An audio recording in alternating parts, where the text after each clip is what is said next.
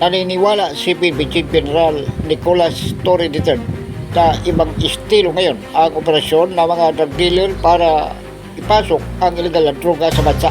Ito ay matapos masawat ng mga tauhan ni PRO9 Director Brigadier General Elihar Mata ang kalahating bilyong halaga ng droga sa Zamboanga City, Kamakailan.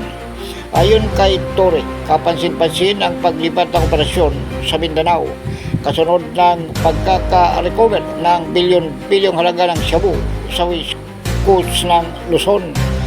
Indikasyon na niya ito na posibleng nahirapan ang mga sindikato dahil sa mas pinagting na operasyon ng pulisya at iba pang law enforcement agency. Giit ng PNP Chief para natiling agresibo ang PNP sa pagtutok at pagpigil sa drug trafficking sa anumang panig ng bansa.